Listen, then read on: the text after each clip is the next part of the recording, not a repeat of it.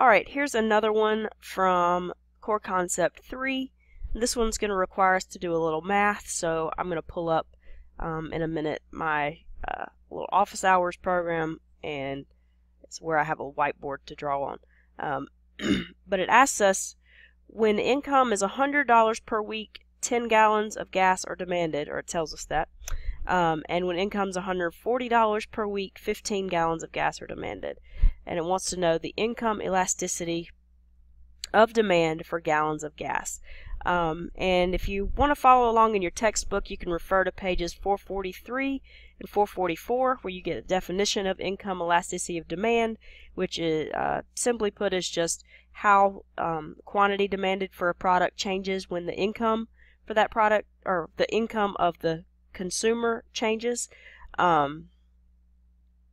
And of course, all of this, like all of the elasticities we've talked about in this chapter, is done in terms of percentages and one percentage relative to the other percentage. So I'll pull up my whiteboard over here where I've already written the formula for finding income elasticity of demand. And this formula you can find in your book on page 444. So it's change in quantity over sum of quantities divided by 2. And that whole fraction divided by the change in income over sum of incomes divided by 2. So now it's just a matter of taking what we know and plugging it into this formula. So to find our change in quantities, we're going to take one quantity and subtract from the other. And the way this formula is set up, it doesn't matter which one you put first, which one you put second. I'm going to put the 15 first. So our second quantity I'm going to do first. I'll do quantity 2 minus quantity 1 on top. So the top of my fraction is going to be 15, which is our second quantity demanded. It's the quantity demanded when we have $140 per week, minus our first quantity demanded, which was 10 gallons of gas. And on the bottom of this fraction, we'll have the sum of those quantities, so 15 plus 10 divided by 2. And I'll draw a line in here so that this looks like a fraction. And that fraction is divided by this fraction, where we do the same thing but for the incomes. So from our question, our two incomes are 140 and 100. So we're just going to find the change there, which means subtract. So I'll take 140 minus 100. And then on the bottom, we have the sum of those incomes, so 140 plus 100 divided by 2. And then again, this is a fraction, so let me put my line in here to make it look like a fraction. Alright, so now I've got my problem set up, and it's just a matter of doing this math. So we'll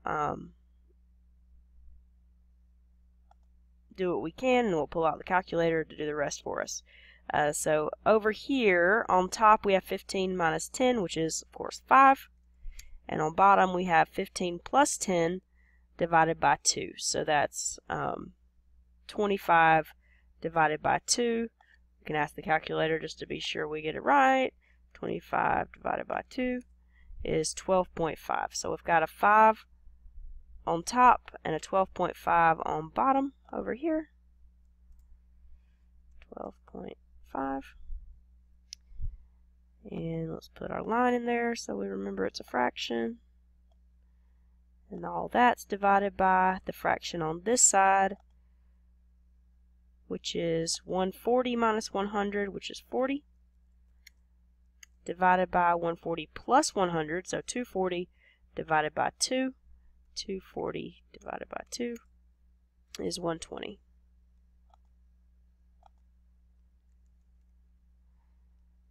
So I'll put my line in here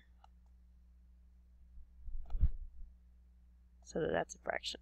So now I'm going to employ the services of the calculator one more time, and we got to remember to use our parentheses on the scientific calculator so that we get this whole fraction divided by this whole fraction. So I'll open parentheses, 5 divided by 12.5, close parentheses, and that whole thing divided by, open parentheses again, 40 over 120, close parentheses, hit enter, and my answer now is 1.2.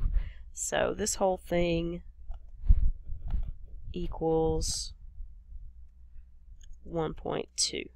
And I'll draw a box around that so we can remember that that's our answer.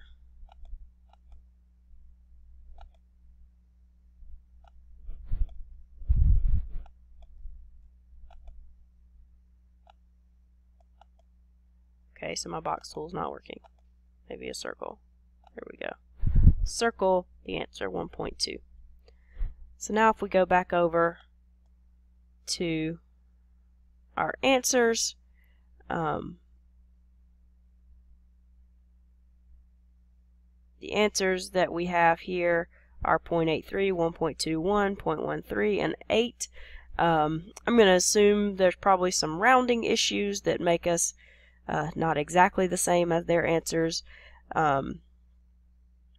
So I'm going to pick the one that's the closest, which is 1.21. And I'm going to guess that if we did the whole problem